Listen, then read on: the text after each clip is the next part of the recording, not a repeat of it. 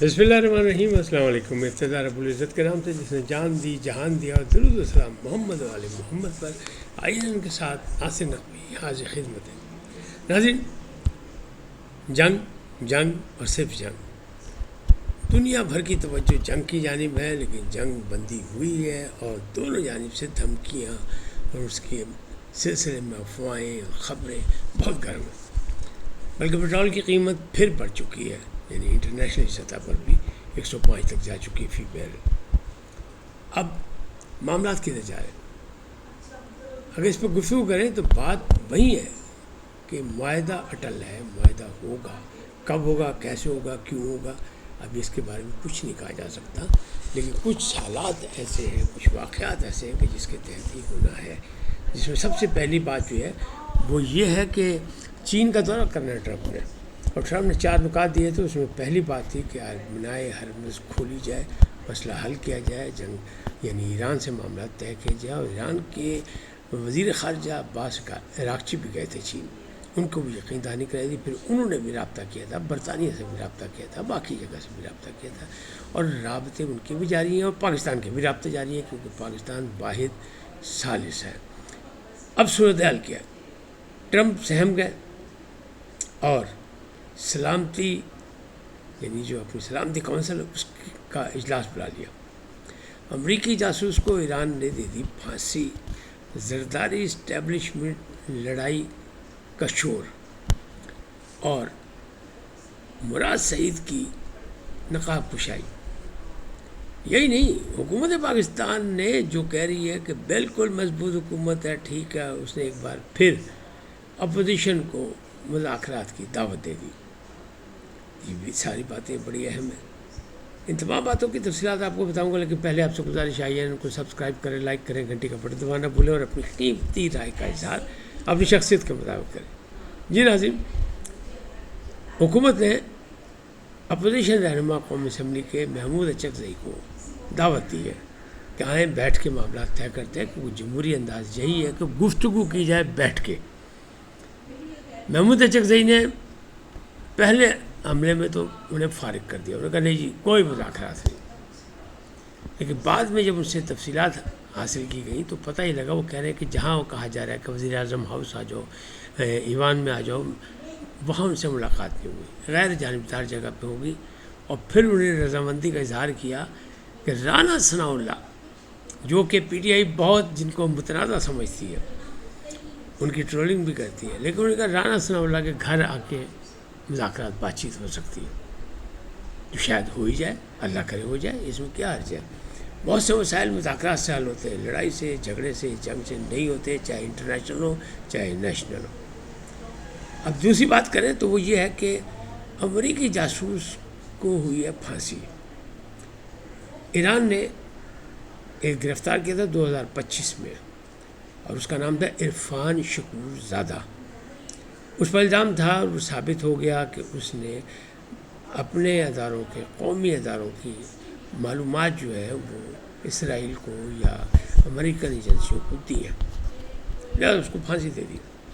یاد ہوگا آپ کو، جب ابھی جنگ شروع نہیں ہوئی تھی تو امریکہ بہادر یہی کہہ رہے تھے کہ ایران جو ہے وہ مظاہرین کے خلاف کارروائیاں کرے، اسے روکو، اگر کسی کو پھانسی دی، مارا، کچھ ہوا تو ہم حملہ آور ہو جائے گا، اور وہ بات ٹل گئی تھی. اب پھانسی پہ پھانسی ایران دے رہا ہے، یعنی ایران اپنے موقع پہ ڈٹا ہوا ہے. اب ٹرمپ صاحب نے جو ہنگامی اجلاس طلب کیا قومی سلامتی کا، وہ کیا ہے؟ دباؤ. کیونکہ ایران نے جو تجاویز کا جواب دیا پاکستان کے ذریعے، وہ پھر مسترد کر دیا ٹرمپ بہادر نے. وہ بھائی سپر پاور کوئی مانے نہ مانے، لیکن وہ کہتے ہیں ہم تو سپر پاور ہے، ہماری بات مانی جائے گی. وہ اپنی ضد پہ اڑے ہوئے کہ نہیں، ایران جو ہے وہ ہمارے لیے کوئی سہولت نہیں پیدا کر رہا، یورینیم ہمیں دینے کو تیار نہیں، بلکہ پابندی بھی جو ہے وہ 20 سال کی برداشت کرنے کو تیار نہیں ہے، لہذا ہم اسے نہیں چھوڑیں گے، بلکہ شدید حملے کے لیے ایران تیار ہو جائے. یعنی امریکن میڈیا جو ہے وہ یہ کہہ رہا ہے، وال اسٹریٹ جرنل کہہ رہا ہے، واشنگٹن ٹائم کہہ رہا ہے کہ انہوں نے کہا کہ جناب انٹرویو میں ٹرمپ صاحب نے کہا کہ نہیں جی ہم شدید رد عمل کا مظاہرہ کریں گے، اور ہم نے قومی سلامتی کا جو اجلاس طلب کیا اس میں فیصلے کریں گے مستقبل. میرے حساب میں، میرا اپنا ذاتی یہ ہے کہ نہیں یہ بھی دباؤ ہے ایران پہ، کیونکہ ایران نے تو صاف کہہ دیا کہ ٹھیک ہے ہم لڑنے مرنے کو بھی تیار ہیں، کیونکہ ہم جنگجو ہیں، ہم کبھی ہتھیار نہیں ڈالتے۔ ٹرمپ لالچی آدمی ہیں، ان کی لالچ کے سامنے ہم ہتھیار ڈالتے یہ نہیں ہو سکتا۔ اصولوں کی بات ہے، سفارتی محاذ پر اگر کوئی سفارتی انداز میں بات کو حل کرنا چاہتا ہے ہم اس کے لیے بھی تیار ہیں، ہم جنگ کے لیے بھی تیار ہیں۔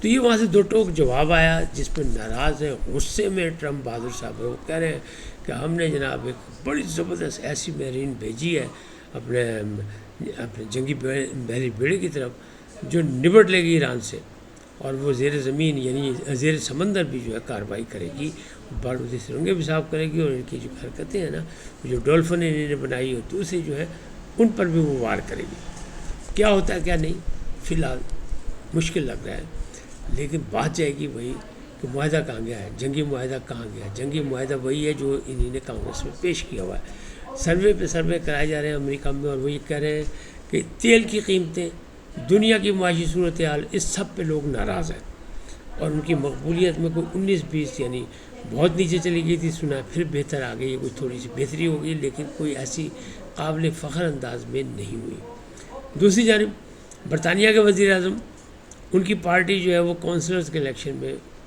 ہار گئی، شکست خوردہ ہو گئی، لہٰذا ان پہ دباؤ ہے، بلکہ ان کے پارلیمنٹرین نے استعفے دینے شروع کر دیے کہ جناب نئے لوگوں کے راستہ چھوڑیں، وزیر اعظم صاحب آپ استعفیٰ دیں۔ یہ وہی برطانیہ جس سے فرانس کے بعد ایک جہاز اپنا ہرمز میں بھیجنے کا اعلان کر دیا تھا، آ رہا تھا، تو اس کو اپنی پڑ گئی۔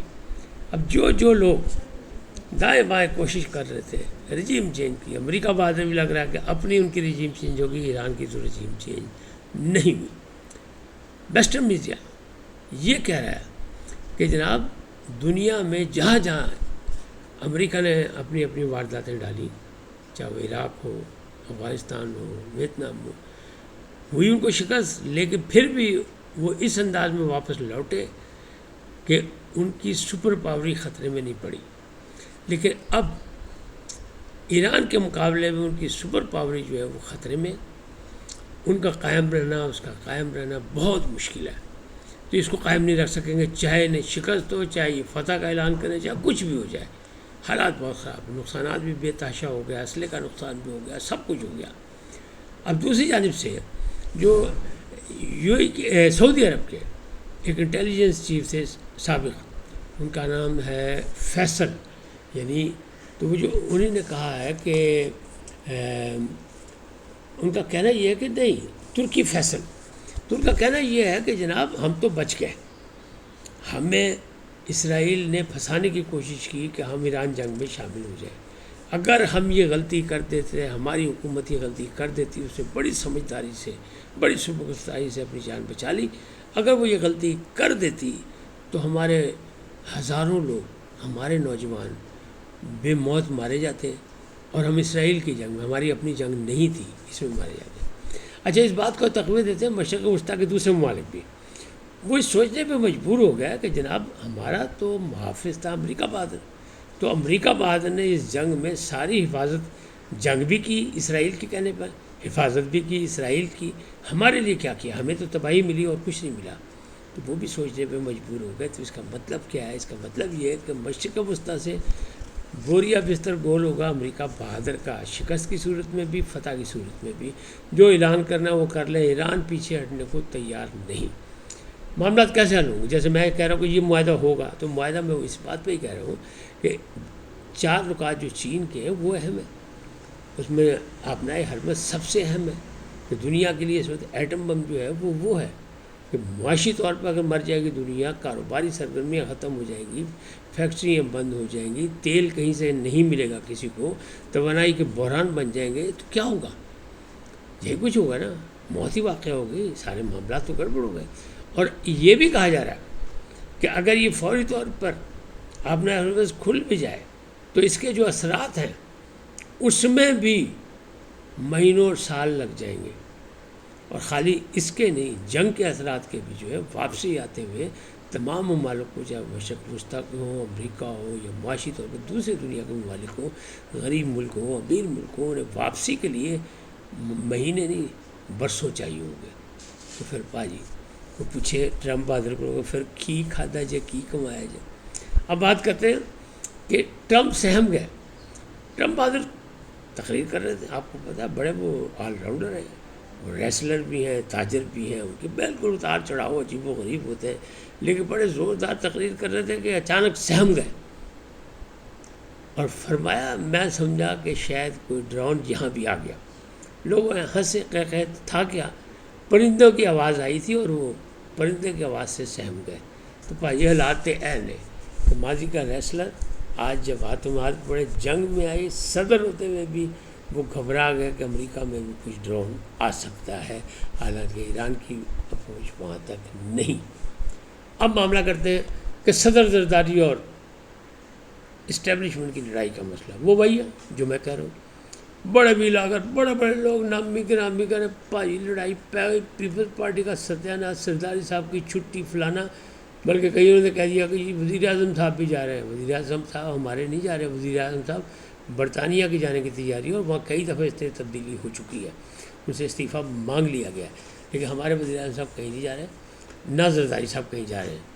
لیکن یہ 28ویں ترمیم ہونی ہے, ہر قیمت پہ ہونی ہے. فل ایجنڈا ہے اس میں کہ جو 27ویں اور 26ویں میں نہیں ہو سکا اس کو مکمل کیا جائے, اور NSC وارڈ خاص طور پہ, اور 18ویں ترمیم اس سے بھی خاص طور پہ. پیپلز پارٹی کا یہ مسئلہ ہے, پیپلز پارٹی رول. لیکن پیپلز پارٹی کو آپ کیا سمجھتے ہیں, ایک سیاسی پارٹی ہے اور اس کے وزیر خارجہ رہے بلاول بھٹو زرداری, انہوں نے بڑے تعلقات, بڑا کام کیا پاکستان کے لیے. تو وہ کیا ان کو اقتدار میں راستہ بھی چھوڑ کے چلے جائیں گے, معاہدہ ہے. لیکن سیاست میں مذاکرات کی ٹیبل پہ آنا پڑتا ہے, یہ معاملہ طے ہو جائے گا. لوگ چائے کی پیالی میں طوفان برپا کرتے رہے کہ زرداری صاحب کی چھٹی ہو رہی ہے, گھر جا رہے, کوئی چھٹی نہیں ہو رہی. زرداری صاحب مفاہمتی سیاست دان ہیں اور بڑے مطلب سمجھدار قسم کے ہیں, اور انہیں پتہ ہے کہاں کھیلنا ہے کہاں نہیں کھیلنا. اور پھر اس کابینہ میں بھی جو سب سے اہم وزیر ہے محسن نقوی, وہ ان کا منہ بولا بیٹا ہے, جس کی تعلقات اسٹیبلشمنٹ سے بھی, جس کے تعلقات حکومت وزیر اعظم سے بھی, جس کے تعلقات ایوان صدر میں صدر زرداری سے بھی. لہٰذا وہ اہم کردار ادا کرے گا. اور ایک ملاقات ہو چکی ہے, یعنی وزیر اعظم نے ملاقات کی ہے اور ساتھ میں وزراء تھے تو اس میں بیٹھے ہوئے تھے محسن نقوی صاحب بھی, اعظم نذیر طارڑ بھی تھے, باقی بھی تھے, لیکن وہ موجود تھے تو ان کی حیثیت اپنی جگہ موجود ہے. اب بات کرتے ہیں مراد سعید 3 سال کے بعد کہاں نمودار ہو گئے, ان کی نقاب پوشائی ہوئی ہے تو کہاں ہوئی ہے. شہزاد اکبر صاحب ایک اور بھگوڑے سزا یافتہ, ان کی پلیٹ فارم سے انہوں نے انٹرویو دیا. کہاں سے دیا, کیسے دیا, کچھ لوگ کہہ رہے ہیں شاید افغانستان میں ہے, لیکن انہوں نے اس میں کہا کہ نہیں جی میں تو بہت دیر جو خورشید صاحب تھے اپنا وزیر اعلیٰ گلگت کے جو تھے PTI کے دور میں ان کے گھر رہا گلگت میں, پھر میں جناب زمان پارک میں بڑی دیر رہا, اور مجھے خان نے کہا کہ باہر نہیں نکلنا, کوئی نہیں, بیوقوفی نہیں کرنی, کیونکہ جذباتی پن میں بیوقوفی جو ہے وہ وارہ نہیں کھائے گی.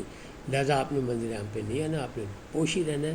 تو میں زمان پارک بھی وہاں رہا جس کمرے میں سلمان اور قاسم رہتے تھے, یعنی انہیں یہ بتایا کہ میری کتنی عزت ہے میرے, اور یہ بھی کہا جاتا ہے ان کو جانشین کہا جا رہا ہے ان کا, لیکن ابھی تک تو وہ سامنے نہیں ہے. یہاں آئے شہزاد اکبر صاحب کو فائدہ اٹھایا کہ وہ ڈالروں کے بیپاری ہیں, وہ تو ڈالر جناب PTI کی سارے خوش ہو گئے ہوں گے, اور کیا بات ہے جی, بڑا ان کو مراد سعید صاحب کو بڑا مقام حاصل تھا, لیکن ابھی وہ آ نہیں رہے, صرف نقاب کشائی ہوئی ہے کہ بھائی میں یہاں زندہ سلامت موجود ہے. کیوں کیا وہ جو ارشد شریف کا کیس ہے, اس کا لیپ ٹاپ اس کو پشاور ایئرپورٹ پہ جا کے وہاں سے دبئی بھجوانا, پھر دبئی سے آگے, یہ سارے معاملات ان سے جڑے ہوئے. تو اگر یہ سامنے آ گئے تو بہت سے پردہ نشینوں کے نام سامنے آ جائیں گے, لہٰذا وہ سامنے نہیں آئیں گے. مطلب ذرائع کا دعویٰ یہ, باقی آ جائیں تو اچھی بات ہے. سیاست میں تو آنا چاہیے, سامنے آنا چاہیے, مقدمے کا مطلب آمنا سامنا ہونا چاہیے, یعنی ہر چیز کا حل نکالنا چاہیے. لیکن ایسے روپوش ہو کے یا باہر نکل کے یا بھاگ کے, جیسے سینٹ کی سیٹ ان کی ختم ہو گئی, تو اس طرح تو مسئلہ حل نہیں ہوگا. اس وقت اتنی پھر ملیں گے نئے موضوع کے ساتھ. جاتے جاتے آپ سے درخواست, آئیے ان کو سبسکرائب کریں, لائک کریں, گھنٹی کا بٹن دبانا بھولیں, اور اپنی قیمتی رائے کا اظہار اپنی شخصیت کے مطابق کریں. سدا سلامت رہیں, لیکن پہلے پاکستان زندہ باد, پاک افواج پائندہ باد, سدا سلامت رہے. اللہ نگہبان.